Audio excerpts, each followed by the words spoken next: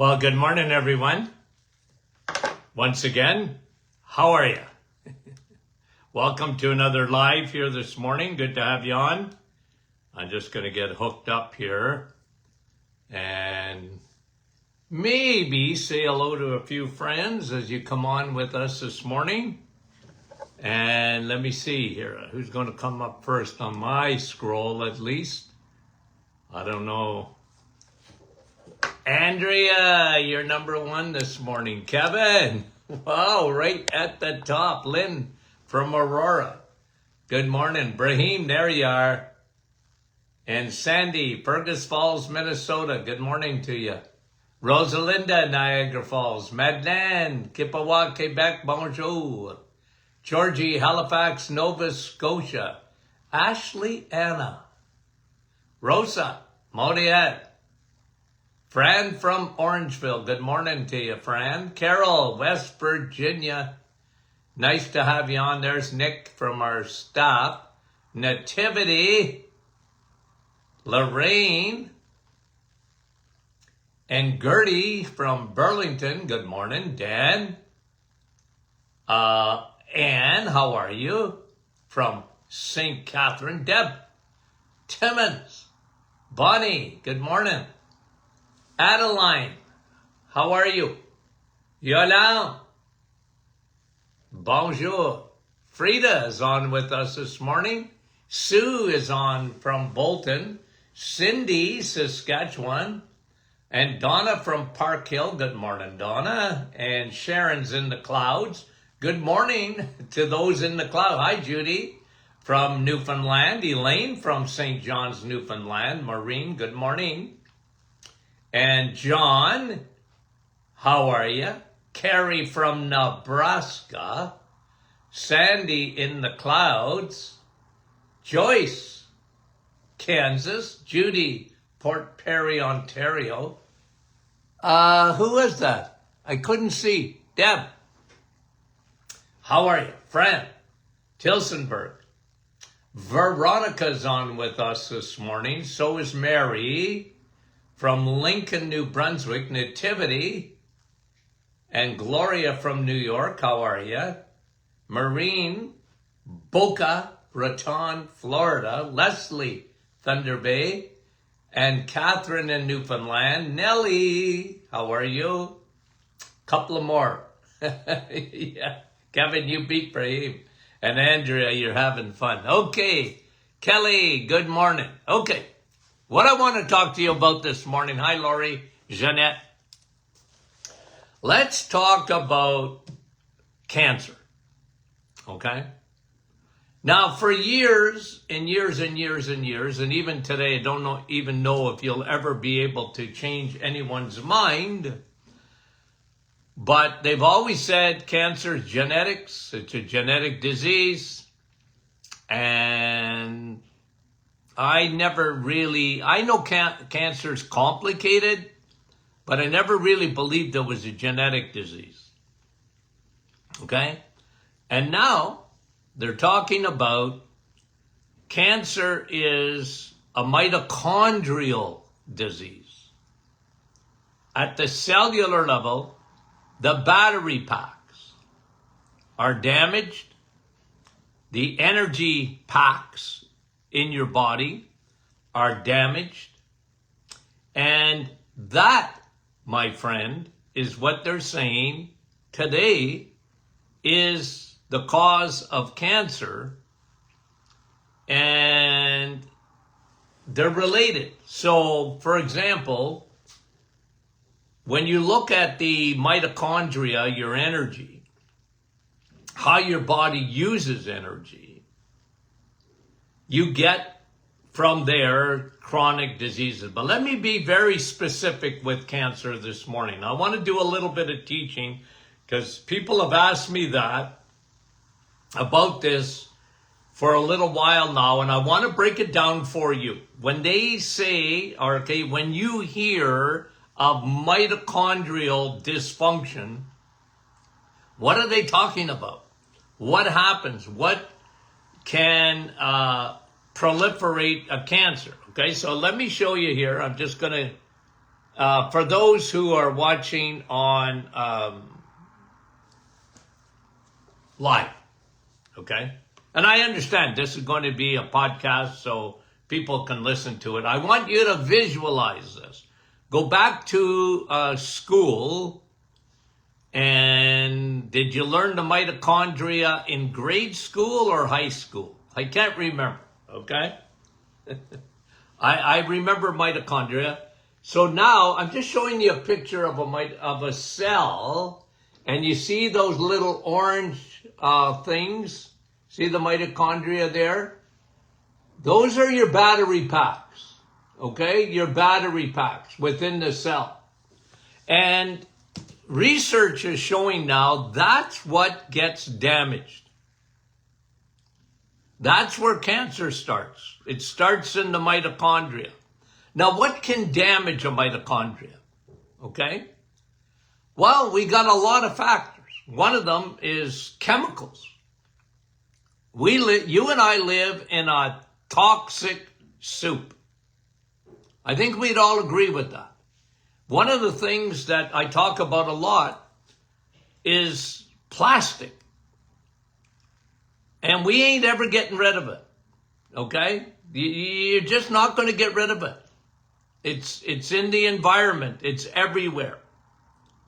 And we're accumulating on average about a credit card and a half of plastics a week.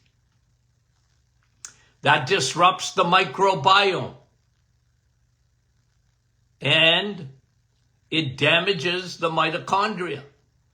Okay, now,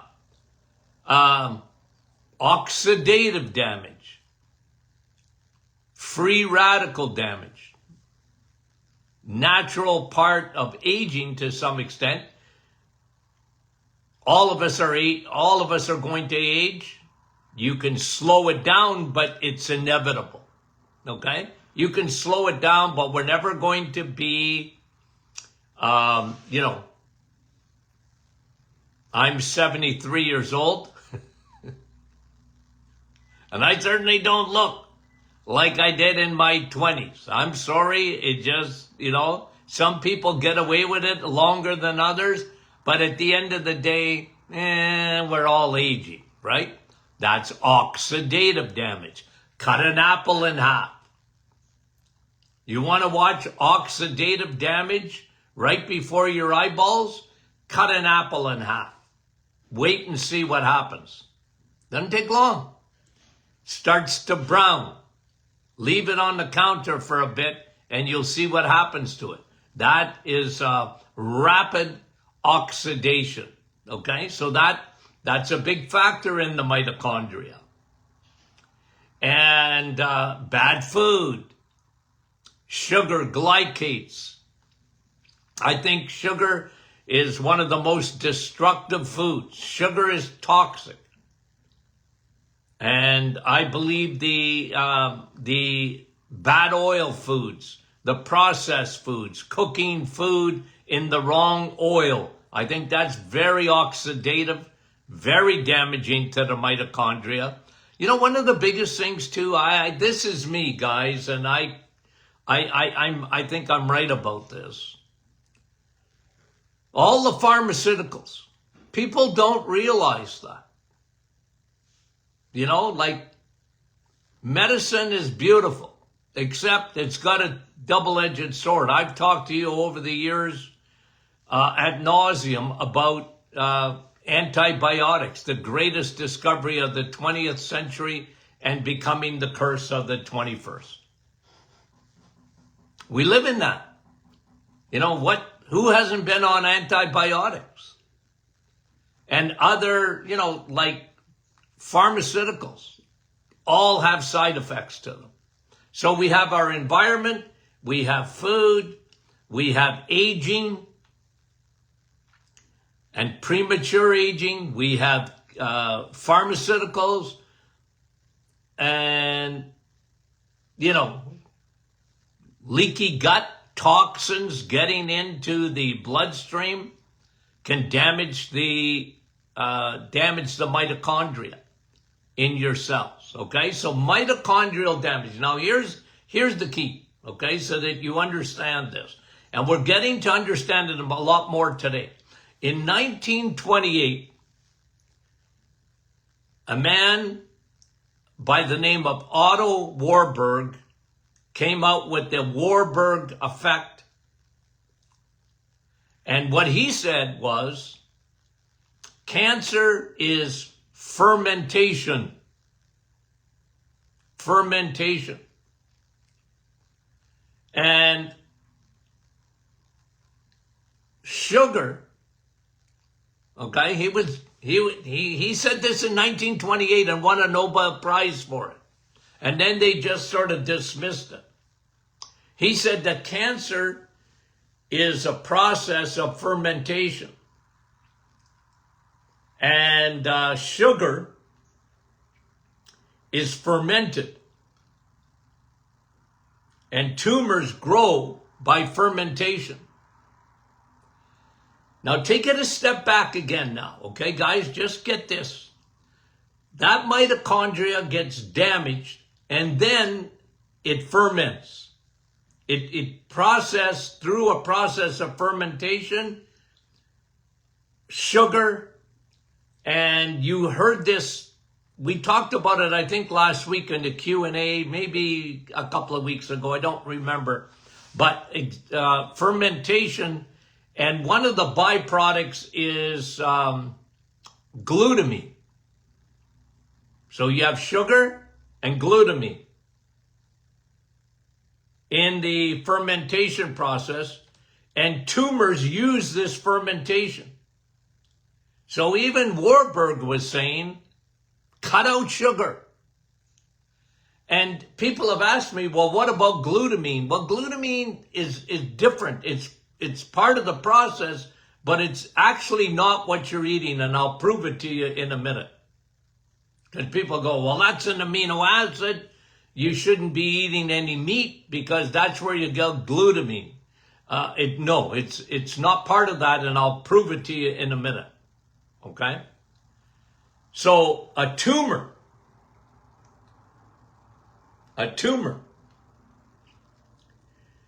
grows in the process of fermentation. Sugar feeds it. And you go to, I can tell you right here in our hometown of Sudbury, Ontario, Canada, the cancer center, if you get cancer, they tell you to take Boost or Ensure. That'll only boost your cancer. Like, they give you sugar. Like, it's the worst thing you can do in cancer. Okay? Now, so a tumor, by the process of fermentation, needs sugar to grow. And I've been telling you guys this for as long as I've had a public forum. I've talked about, if nothing else, get rid of sugar. Well, to prevent cancer, and to, especially if you have cancer, don't feed cancer. Okay? So fermentation, mitochondrial dysfunction, mitochondrial damage, fermentation, don't feed it. Don't feed it sugar. And one thing a tumor cannot survive on, one thing a tumor cannot use, and this has been known for quite a while, but you don't hear about it, is that it cannot use fat as like a ketone. It can't burn it as fuel. Cancer cells cannot burn ketones. Okay?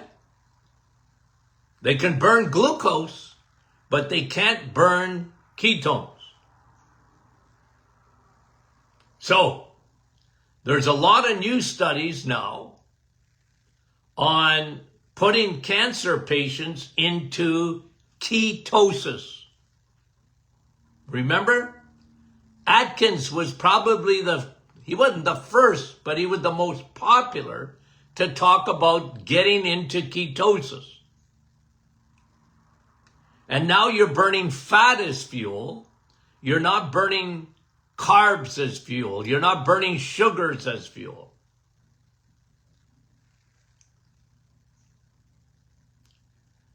Now that's mitochondrial dysfunction, guys. The process of fermentation. And look, we don't know everything about cancer, but we know it needs fuel, so don't give it fuel. And by the way, tumors, and I've taught you this in the past, tumors, okay, though they can't use ketones, the tumor, not the cancer cell, but once tumors grow, they'll look for fatty acids. Okay? And that's why you want to introduce DHA. Because DHA is a Trojan horse for a tumor. It comes in and it destroys tumors. Okay. So what do we do, guys? What do we do? As much as possible, what do you do? First, the thing you can control is cut out sugar in your diet. Get on the reset. If you want to get into ketosis, you have to eliminate carbohydrates almost to nothing. Okay, so cancer patients, some of them have done it by fasting. They get the diagnosis and they go into a 48 or 72 hour fast. I'm not against that. Okay? I'm not against fasting. 48 hours, if you have cancer, I'm not big on that long of a fasting. Okay? I know people that eat once a day and they do very, very well. With cancer, if you could do that, hey, give your body a lot of time without fuel. But if you're burning ketones,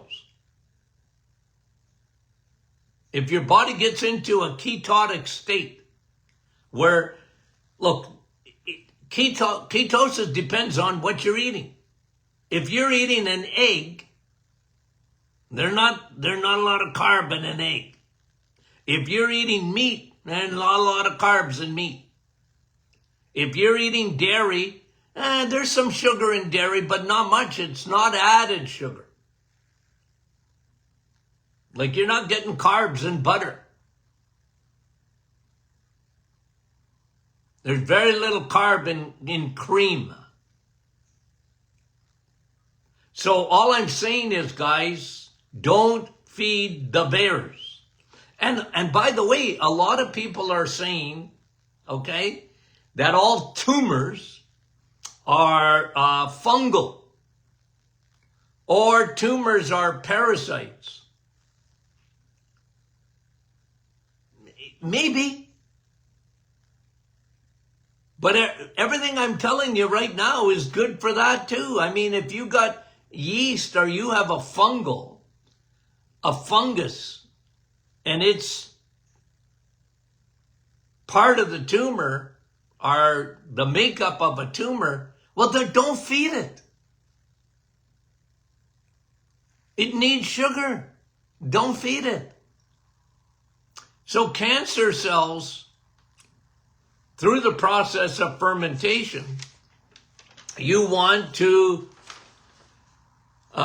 put your body on. Well, if I was you, I would get myself into ketosis. And if you lower your carbs, you'll be in ketosis.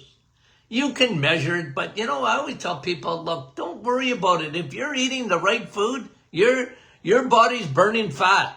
as fuel. You're not burning carbs, you're not eating carbs. So your body will, sometimes, it takes a few days, your body will change fuels. And I'm really big on fuel. Burn the right fuel. Okay, so what do we do? What else can we do? Obviously, diet, start there. Okay? So if you have anyone in the family, friends, neighbors, try and get them to listen to this podcast. Just some simple things that they should be doing. Okay? Now, whether they take treatment or not, look, I work with everyone. When I was in practice, I worked with everyone. Unfortunately, not always, but most often, I saw patients when they already had cancer. Okay? But nonetheless, let's build the body to fight cancer. So I tried to get them, I started always on their diet. I was a food guy.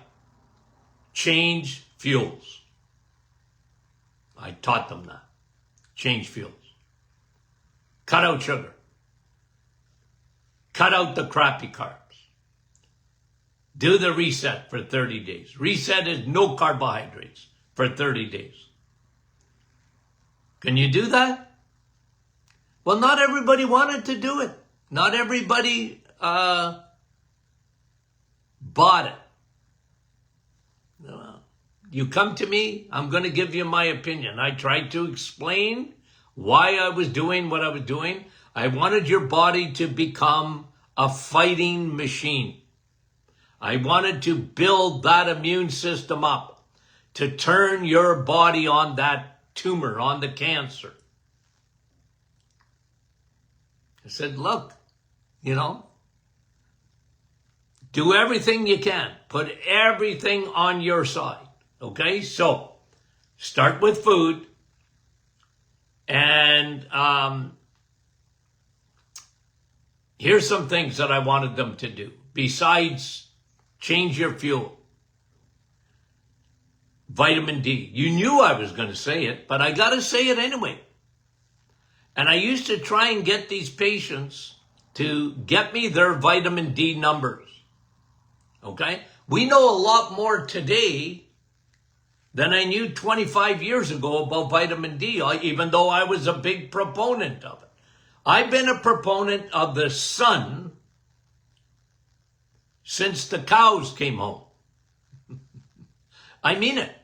Like when they told people to put sunscreen on, I was telling them to stay away from that garbage. And people thought I had 2 heads or 3. What? Well, I'm telling you, you don't put that stuff on your skin. Get in the sun and get vitamin D. And when you got enough of it, cover up.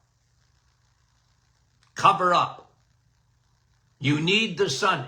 Your immune system will not work properly to fight cancer if you don't have enough vitamin D in your system, which is measured by dihydroxy 25.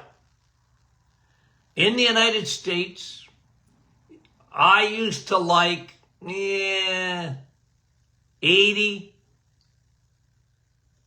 NGML to 100 even.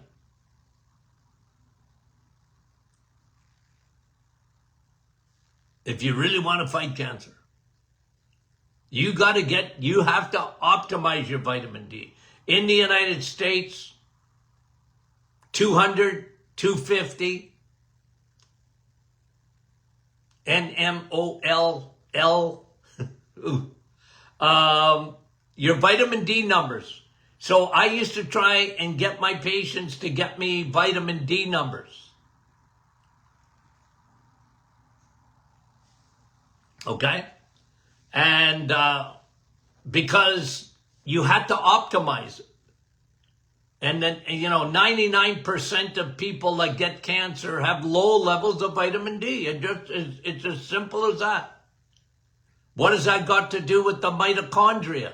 A lot. Vitamin D is a protector. It's an anti-inflammatory. It is antifungal, anti-parasitic. It charges up your T cells, your Navy SEALs of your immune system. Vitamin D, because Linus Pauling talked about, in the 70s, he talked about vitamin C and cancer.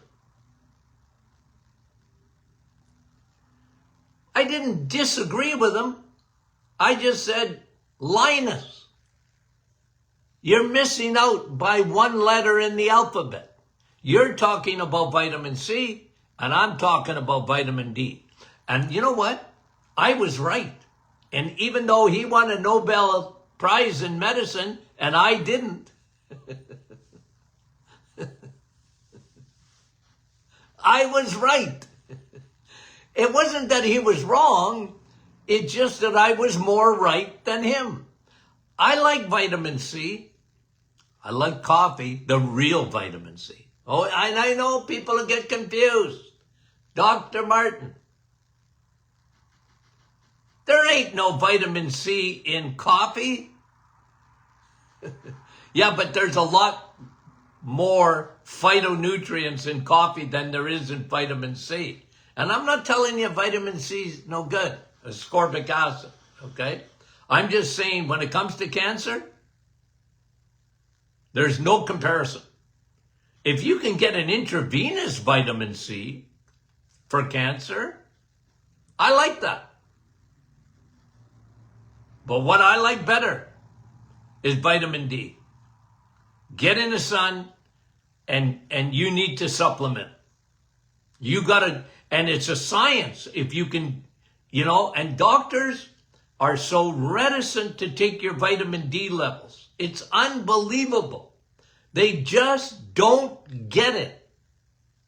There shouldn't be an oncologist in the world that doesn't check your vitamin D status.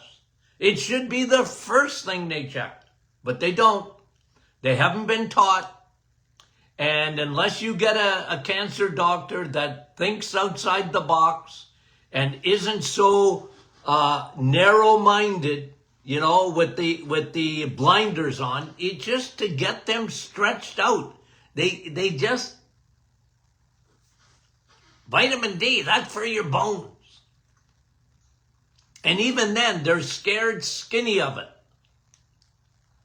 Man, I tell you one thing, you gotta give the pharmaceutical companies, you gotta give them kudos. For what? For their marketing strategy. They fooled the whole world and the doctors too. It's unbelievable how good they are at it.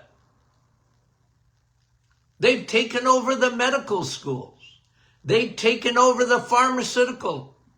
Well, obviously pharmacists. It's unbelievable. And you can hardly question them. And just try and get a doctor to think outside the box. I just so appreciate when I talk to a physician that thinks outside the box.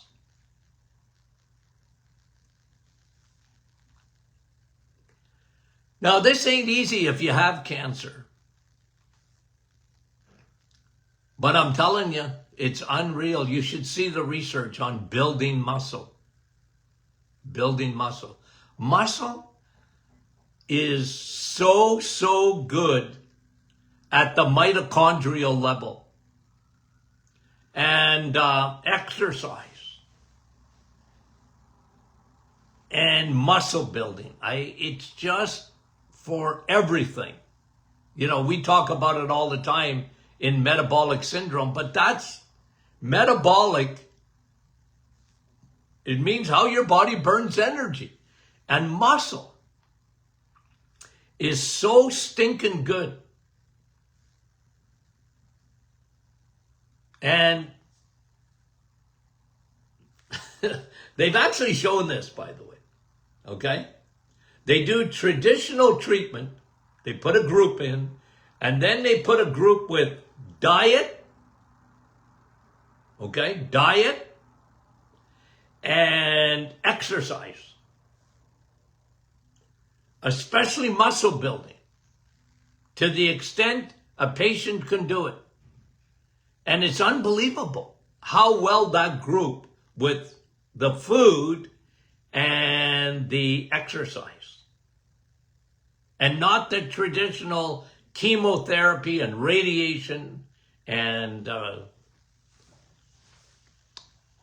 what oncologists do. I remember talking to an oncologist one time about cancer, and I said, well, what's the 5-year survival rate if you do chemo and radiation compared to just leaving it alone? And he said, on this patient, he said, well, there's no difference. I said, well, why do you do it then? Why don't you just leave him alone if there's no difference? Because he said to me, and I'm quoting, because that's what we do here. I said, well, that's not good enough. That's not a good answer. You do it because that's what you do. If you can prove to me that diet isn't significant at all in cancer, then I'll stop talking about it. If you can prove to me that diet has no effect on cancer, I'll stop talking about it.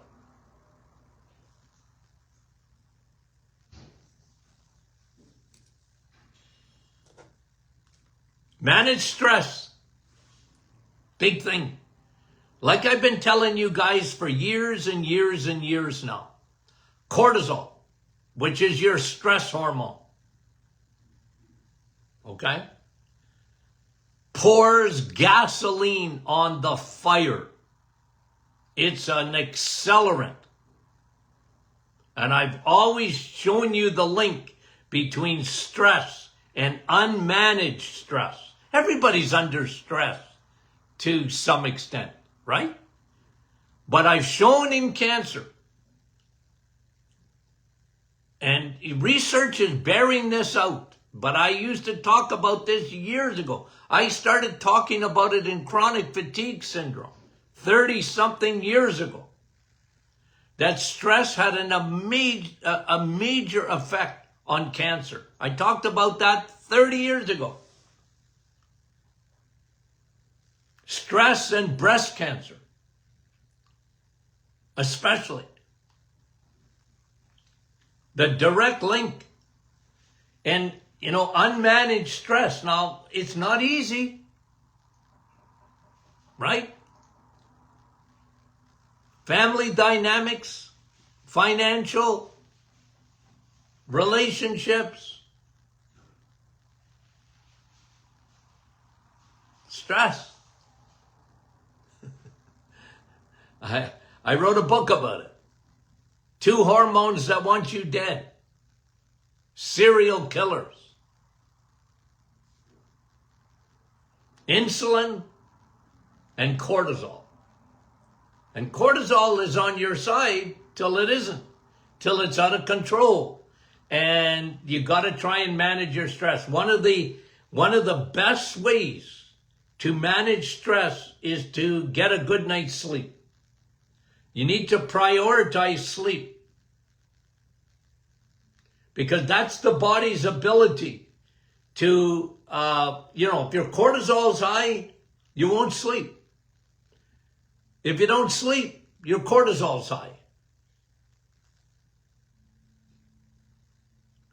And you got to prioritize sleep. Now, I'm not talking sedation. A lot of people think, I got to get to sleep no matter what. Well, if you sedate yourself to sleep, a lot of people do, millions of people do, every night. They sedate themselves. That's the worst thing. In my opinion, it's the worst thing you can do. Because now you're not detoxing. Your body only works. Your body detoxes when you're sleeping, not sedated. And I think I was the first guy to talk about that years ago. Don't sedate yourself. You get an operation, you get sedated. Soon as you wake up from an operation, oh, geez, do I ever feel good? Man, I never had such a good sleep as when I was in an operation. Now you wake up and you're dying. Well, of course you had surgery too. No, but I would tell people, I said, okay, someone punches you in the head and you get knocked out. Okay? You get knocked out. You're sedated. Nothing good is happening while you're knocked out. You're not in repair mode when you're knocked out. You're just knocked out. Okay? That's sedation, guys. So manage stress. One of the low-hanging fruits of managing stress is sleep. If nothing else happens in your body, try and get a good night's sleep. Okay? Prioritize that. And I realize that's not an easy thing. I'm not trying to minimize that. Okay? The other thing is, okay, so you prioritize your vitamin D. Fix leaky gut. Fix it. Leaky gut, toxins. And this is why I'm so big on fixing leaky gut. It's garbage in the bloodstream, and that travels everywhere. And it is an initiator of cancer. It damages the mitochondria. Fix leaky gut. And again, when I used to talk about leaky gut, go back 30 years or so.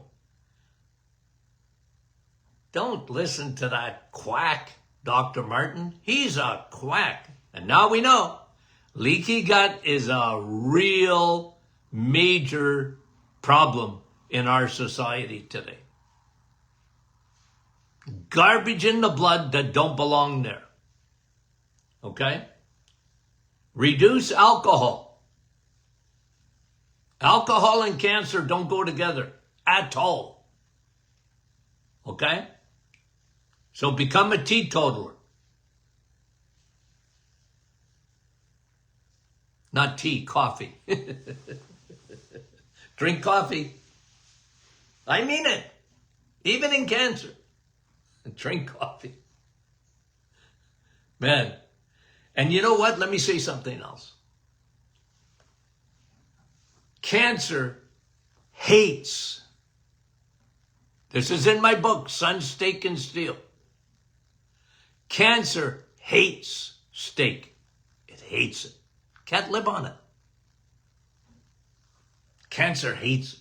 So you'll hear, whatever you do, cut out red meat. You'll hear it. You'll hear it. If you were traveling around on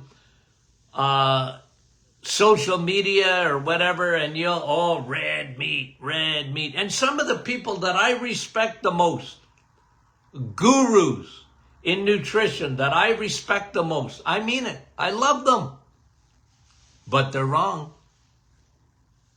I love them though, because they're smart, but they're wrong. Because they drink the Kool-Aid on steak.